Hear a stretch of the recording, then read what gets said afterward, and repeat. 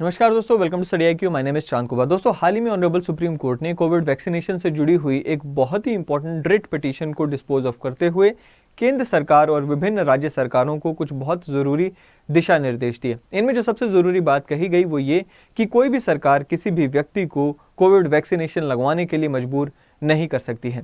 साथ ही में ये भी कहा गया कि उन सभी लोगों को जिन्हें वैक्सीनेशन लगवाने के बाद इससे जुड़े हुए एडवर्स इफेक्ट्स का सामना करना पड़ा है, उन सभी के लिए एक वर्चुअल प्लेटफॉर्म बनाया जाना चाहिए जहां ये सभी लोग अपने एडवर्स इफेक्ट्स को सबके सामने जाहिर कर सकेंगे और ये जो वर्चुअल प्लेटफॉर्म होगा ये पब्लिक डोमेन में रहेगा।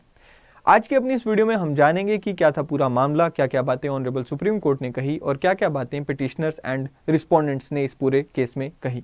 सो once again welcome to study IQ। अगर आप मेरी वीडियोस की PPTs डाउनलोड करना चाहें तो टेलीग्राम के इस चैनल से आप ज्वाइन कर सकते हैं।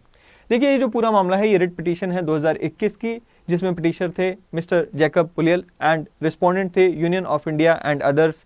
जो यहाँ पर हैं अदर्स में क्या क्या आ गया, अदर्स में वेरियस स्टेट गवर्नमेंट्स आ गई एंड साथ ही में जो वैक्सीन मैन्युफैक्चरर्स थे वो भी यहाँ पे पिटिशन रिस्पोंडेंट्स बनाए गए।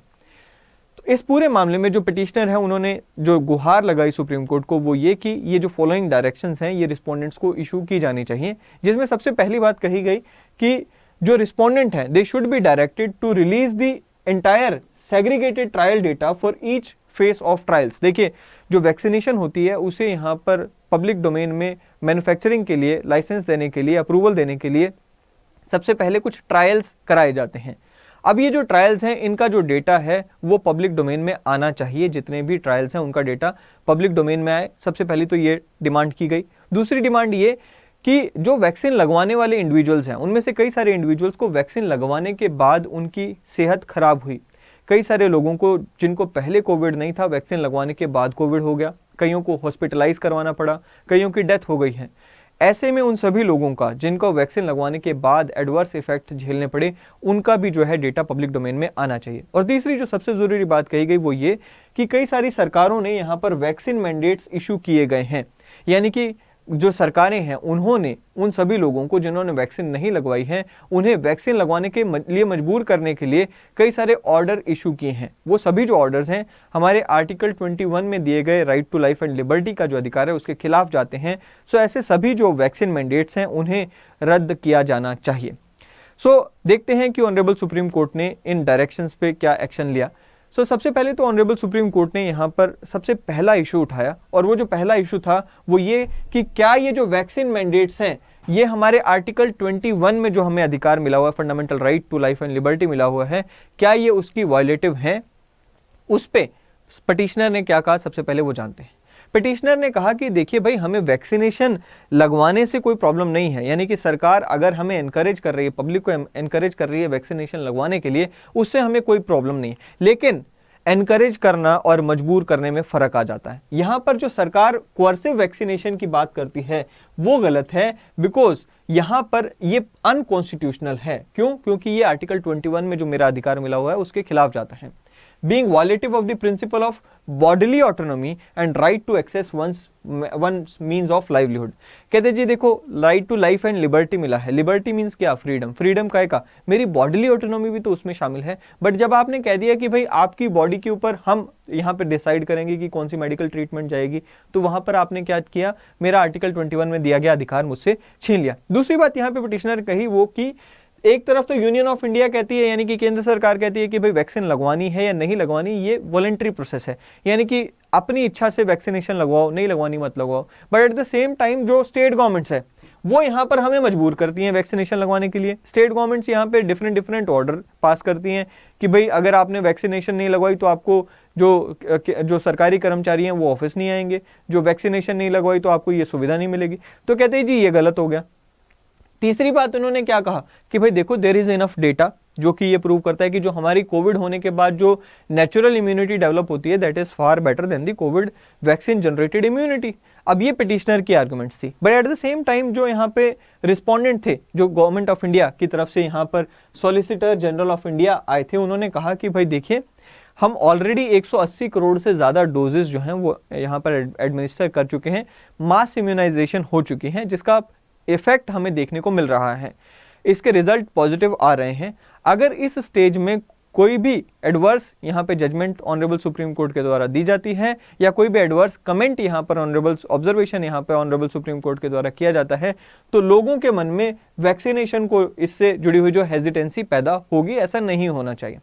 इन दोनों की बातों को सुनने के बाद ऑनरेबल सुप्रीम कोर्ट ने क्या कहा, चलिए देखते हैं। ऑनरेबल सुप्रीम कोर्ट ने यहाँ पर पहली बात तो कही कि देखो भाई, हमारे मन में कोई संदेह नहीं है कि जो कोविड वैक्सीनेशन है वो बहुत ही जरूरी है, इफेक्टिव है, एफिशिएंट है। उन्होंने कहा कि ये बात तो जो WHO की रिपोर्ट्स हैं उसमें भी क्लियर हो चुकी है कि कोविड वैक्सीनेशन बहुत जरूरी है। वो कोविड वैक्सीनेशन जो है it provide strong protection against serious illness, hospitalisation and death. ये बात तो हम भी आपसे अग्री करते हैं। दूसरी बात उन्होंने क्या कहा, बट कहते जी एट द सेम टाइम हमें एक चीज और यहाँ पर ध्यान रखनी होगी कि जो आर्टिकल 21 है उसमें हमें हमारी बॉडीली इंटीग्रिटी प्रोटेक्ट की गई है। यानी कि जो आर्टिकल 21 है उसमें हमारी जो बॉडीली इंटीग्रिटी है, यानी कि मेरे शरीर पर मेरा अधिकार दिया गया है। साथ ही में जो personal autonomy of an individual में क्या क्या आ जाता है, कहते जी जो personal autonomy of an individual involves the right of individual to determine how they should live their own life. और साथ में आर्टिकल 21 में ही ये आ जाता है, आर्टिकल 21 के ही स्कोप में ये आ जाता है कि कौन सी मेडिकल ट्रीटमेंट मैं अपने शरीर पर लगवाना चाहता हूं, कौन सी मेडिकल ट्रीटमेंट अपने शरीर को मैं नहीं देना चाहता, उस पर मेरा अधिकार है। ऐसे में कोई भी व्यक्ति जो कि कीन नहीं है, यानी कि जो कि इंटरेस्टेड नहीं है वैक्सीनेशन लगवाने के लिए, उसे आप मजबूर नहीं कर सकते। बट एक बहुत जरूरी बात यहां पर ऑनरेबल सुप्रीम कोर्ट ने कहा कि मान लो अगर आपके पास ऐसे सबूत हैं कि जो अनवैक्सीनेटेड लोग हैं उनकी वजह से वायरस बढ़ रहा है और जो अनवैक्सीनेटेड लोग हैं उनकी वजह से वायरस में म्यूटेशन हो रही है, जिसकी वजह से आम जनता में एक खतरा पैदा होता है, बाकी के जो वैक्सीनेटेड लोग हैं उनको भी यहां पर खतरा पैदा होता है। ऐसे केस में जो अनवैक्सीनेटेड लोग हैं उनको सरकार मजबूर कर सकती है वैक्सीनेशन लगवाने के लिए। यह बात सुप्रीम कोर्ट ने स्पष्ट की। अब आते हैं प्रेजेंट केस में। प्रेजेंट केस में सुप्रीम कोर्ट ने कहा कि भाई ना तो केंद्र सरकार और ना ही स्टेट गवर्नमेंट्स कोई ऐसा सबूत दे सकी हैं जिससे यह जाहिर होता हो कि जो अनवैक्सीनेटेड लोग हैं उनकी वजह से ही जो कोविड का जो वायरस है वो बढ़ रहा है। क्या कहते हैं सुप्रीम कोर्ट, कहते जी दोनों जो वैक्सीनेटेड हैं और जो अनवैक्सीनेटेड हैं दोनों यहां पर इक्वल रोल प्ले कर रहे हैं या जो सिमिलर लेवल का रोल प्ले कर रहे हैं किस चीज में, कोविड के ट्रांसमिशन में। ऐसे में यहां पर अगर आप ये सबूत दे देते कि भाई देखो अनवैक्सीनेटेड लोग हैं जिनकी वजह से वायरस बढ़ रहा है, तो हम आपको कहते कि ठीक है आप इनको वैक्सीनेशन लगवाओ, कोर्सिव वे में भी लगानी पड़ती है तो कोई बात नहीं। लेकिन यहां पर आप ये सबूत नहीं दे पा रहे हो कि जो अनवैक्सीनेटेड लोग हैं उन्हीं की वजह से खतरा बढ़ रहा है, जो वैक्सीनेटेड है उनकी वजह से कोई खतरा नहीं बढ़ रहा है। ये सबूत नहीं दे पा रहे हो। इसका मतलब क्या, इसका मतलब अगर आप यहां पर इनको फोर्स कर रहे हो, जो अनवैक्सीनेटेड लोग हैं उन्हें फोर्स कर रहे हो, दैट फोर्स इज अनप्रोपोर्शनेट और वो यहां पर अलाउ नहीं किया जा सकता।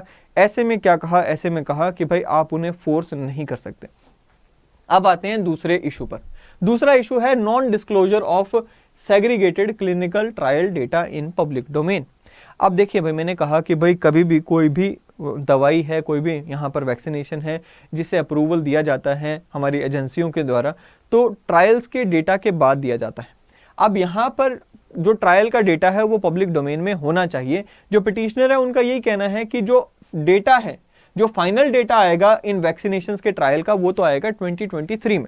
लेकिन जो इंटरिम ट्रायल्स का डेटा था वो पब्लिक डोमेन में अभी आ जाना चाहिए था। जो कि ट्रायल अभी चल रहे हैं, बीच के ट्रायल, उनका डेटा आना चाहिए था पब्लिक डोमेन में, वो अभी तक नहीं आया है। ऐसे में क्या कहते हैं जी वो, ऐसे में कहते हैं कि हम एज अ पब्लिक जो डिसीजन लेना चाहते थे, एक इन्फॉर्म्ड डिसीजन लेना चाहते थे, वो इस ट्रायल डेटा के बेसिस पे डिसीजन लेना चाहते थे। अब क्योंकि ये जो ट्रायल डेटा है ये पब्लिक डोमेन में नहीं आया है, सो हम एक इन्फॉर्म्ड डिसीजन नहीं ले पा रहे हैं कि वैक्सीनेशन लगवानी है कि नहीं लगवानी है। सरकार की और पिटिशनर की बातों को सुनने के बाद ऑनरेबल सुप्रीम कोर्ट ने क्या कहा, ऑनरेबल सुप्रीम कोर्ट ने कहा कि भाई देखिए, the government has followed the complete stringent statutory requirements of giving approval to these vaccines। Government ने जो इन वैक्सीनेशंस को यहाँ पर अप्रूवल दिया है वो स्ट्रिंजेंट स्टैट्यूटरी रिक्वायरमेंट्स को फुलफिल करने के बाद दिया है। पिटिशनर ने एक बहुत ही इंपॉर्टेंट और यहाँ पर कंटेंशन रखी थी, वो ये कि ये जो अप्रूवल मिला है इन वैक्सीनेशंस को, ये बहुत ही जल्दबाजी में, हरिड मैनर में और ओपेक मैनर में मिला है, यानी कि पारदर्शिता यहाँ पर नहीं थी इन वैक्सीनेशंस को अप्रूवल देने से पहले। ऑनरेबल सुप्रीम कोर्ट पिटिशनर की इस बात से अग्री नहीं करते हैं और उन्होंने कहा कि भाई हमें इस बात में कोई शक नहीं है कि सरकार ने यहाँ पर जो अप्रूवल दिया है इन वैक्सीनेशंस को, ये प्रॉपर कानून को फॉलो करते हुए दिया है। यहाँ पर we do not agree with the submission on the behalf of the petitioner that the emergency approval to these vaccinations were given in haste without properly reviewing the data. हम इससे अग्री नहीं करते हैं, ये ऐसा सुप्रीम कोर्ट ने कहा। कहते जी एज लॉन्ग एज दी, अभी यहां पर और क्या बात कही, कहते we would also highlight the fact that both the vaccinations have been given approval by WHO also, यानी कि WHO ने भी इन दोनों वैक्सीनेशंस को अप्रूवल दे दिया। जब WHO ने अप्रूवल दे दिया तो सरकार ने जो अपना डिसीजन लिया था उस पे WHO का भी मुहर लग गया।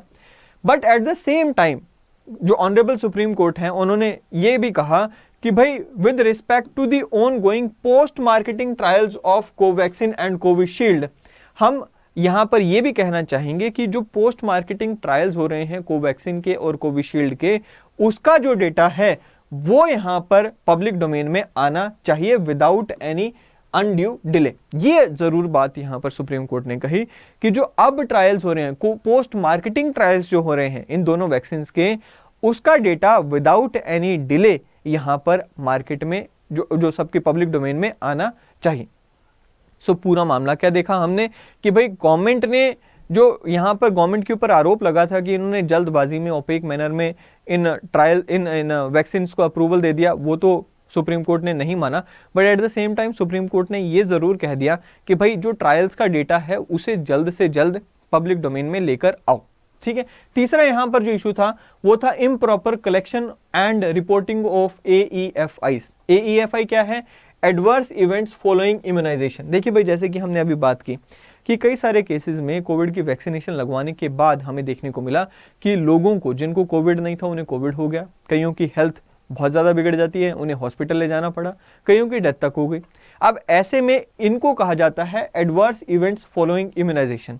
अब पिटिशनर का यह कहना था कि भाई इससे जो जुड़ा हुआ डेटा है वो यहां पर प्रॉपर नहीं है, इसका जो रिपोर्टिंग सिस्टम है वो यहां पर ट्रांसपेरेंट नहीं है। उन्होंने कहा कि देखो जी, अमेरिका में जो पिटिशनर है वो कहता है जी देखो अमेरिका का सिस्टम बहुत ही बढ़िया है। अमेरिका में क्या है, vaccine adverse event reporting system करके एक सिस्टम प्लेस में है जो कि बहुत ही बढ़िया सिस्टम है, जो कि एवरी फ्राइडे को ऑल वैक्सीन इंजरीज को पब्लिश करता है। जो भी वैक्सीन से जुड़ी हुई जो भी खराबियां हो रही हैं, वैक्सीन लगने के बाद जो भी इंजरीज लोगों को हो रही हैं, उसे हर फ्राइडे टू फ्राइडे क्या है पब्लिश करता है। इसके जवाब में गवर्नमेंट ऑफ इंडिया ने क्या कहा? गवर्नमेंट ऑफ इंडिया ने अपने सारे सिस्टम गिनवाए। गवर्नमेंट ऑफ इंडिया कहती है जी देखो हमारे पास भी एक फुल प्रूफ प्रोटोकॉल सिस्टम है फॉर रिपोर्टिंग दी AEFIs, पहली बात। दूसरी बात, गवर्नमेंट ने कहा जी देखो हमारे पास नेशनल AEFI कमेटी है जो कि periodical reports regarding the minor AEF, severe और सीरियस AEFIs को यहां पर लेकर आती है। तीसरी बात यहां पर कहा जी हमारा एक प्लेटफॉर्म है ऑनलाइन, हम उस पर वो सारा अपलोड करते हैं डेटा। चौथी बात ये कि हमारे डिस्ट्रिक्ट इम्यूनाइजेशन ऑफिसर्स हैं, ये सारे जो डिस्ट्रिक्ट इम्यूनाइजेशन ऑफिसर्स हैं ये प्राइवेट जो डॉक्टर्स होते हैं उनके टच में रहते हैं और जितने भी एडवर्स इफेक्ट के केसेस आते हैं आफ्टर इम्यूनाइजेशन, उन सब के जो डेटा है उसको कलेक्ट करके ऑनलाइन प्लेटफॉर्म पे अपलोड करते हैं। ये बात कही गई किसके द्वारा? गवर्नमेंट के द्वारा। दोनों की बातों को सुनने के बाद ऑनरेबल सुप्रीम कोर्ट ने क्या कहा? ऑनरेबल सुप्रीम कोर्ट अग्री करता है गवर्नमेंट के साथ कि भाई आपका जो नेशनल AEFI सर्वेलेंस सेक्रेटेरिएट है वो पिछले 10 साल से काम कर रहा है, ढंग से काम कर रहा है, हम उससे यहां पर अग्री करते हैं। आपका जो AEFI वाला जो डेटा है, कहते जी that is collected by experts and at the same time कहते जी not every severe disease and death can be attributed to the vaccine. ये भी बात पे हम अग्री करते हैं कि जो वैक्सीनेशन लगने के बाद अगर किसी को सीवियर इलनेस हो जाए या डेथ हो जाए, इसका मतलब ये हमेशा जरूरी नहीं है कि वो वैक्सीनेशन के बाद हुई है, ये भी जरूरी नहीं है। तीसरी बात कहते हैं जी therefore we are not inclined to accept the broad stroke challenge mounted by the petitioner that the surveillance system of AEFIs in the country is faulty। इसलिए हम पिटिशनर से इस बात पे तो अग्री नहीं करेंगे कि जो पूरा का पूरा सिस्टम है AEFIs की सर्वेलेंस का, वो सारा का सारा सिस्टम ही फॉल्टी है, इस बात से तो हम अग्री नहीं करेंगे। But at the same time यहाँ पर जो ऑनरेबल सुप्रीम कोर्ट है वो ये कहते हैं कि एक जो सजेशन है ना पिटिशनर की, वो हमें बड़ी अच्छी लगी है। वो सजेशन क्या है? वो सजेशन है that there should be a mechanism by which individuals and private doctors should be permitted to report suspected adverse events. यानी कि हमें ये सजेशन बड़ी अच्छी लगी है, जहां पर ये कहा गया कि एक प्लेटफॉर्म बनाएं जहां पर हर इंडिविजुअल और हर डॉक्टर, जो प्राइवेट डॉक्टर हैं, वो अपने आप से एक डेटा यहाँ पर अपलोड कर सके जहां पर एडवर्स इफेक्ट का शक हो। साथ ही में यहाँ पर उन्होंने कहा कि union of India is directed, यानी कि सरकार, केंद्र सरकार को ये डायरेक्शन दी गई to facilitate the reporting of the suspected adverse events by individuals and private doctors on virtual platform, and कहा गया that the reports so made shall be publicly accessible after being given unique identification numbers without any listing of private or personal or confidential data of the persons reporting। यानी कि persons का जो personal data है जो report कर रहे हैं, उनका पर्सनल डेटा तो डोमेन में नहीं आएगा। उस डेटा पर हम एक यूनिक आइडेंटिफिकेशन नंबर लगाकर उस डेटा को हम पब्लिक डोमेन में लाना चाहते हैं, ताकि हम सबको ये आइडिया रहे कि वैक्सीनेशन लगवाने के बाद एडवर्स इफेक्ट कुछ हो रहे हैं तो क्या हो रहे हैं, वो सब हमें पता रहे। ये अपने आप में एक बहुत ही important judgement honourable supreme court की मानी जा रही है, जो कि है भी सही, क्योंकि पहली बात तो ये कि आर्टिकल 21 से जुड़ी हुई जो जूरिस्प्रूडेंस सुप्रीम कोर्ट ने यहाँ पर दी, बहुत ही ज़रूरी बातें यहाँ पर सुप्रीम कोर्ट ने कही, जो कि हम एक्सपेक्ट भी कर सकते हैं कि एग्जाम में कभी भी पूछी जा सकती है, खास करके जुडिशरी के एग्जाम में। दूसरी बात ये कि ये पूरी जो जजमेंट है ये और ट्रांसपेरेंसी की तरफ पूरे सिस्टम को लेकर जा रही है। आई होप कि आपको ये पूरी की पूरी जजमेंट जो है वो समझ आई होगी। अगली वीडियो में फिर एक बार मिलेंगे दोस्तों। Till then thank you and have a great day ahead.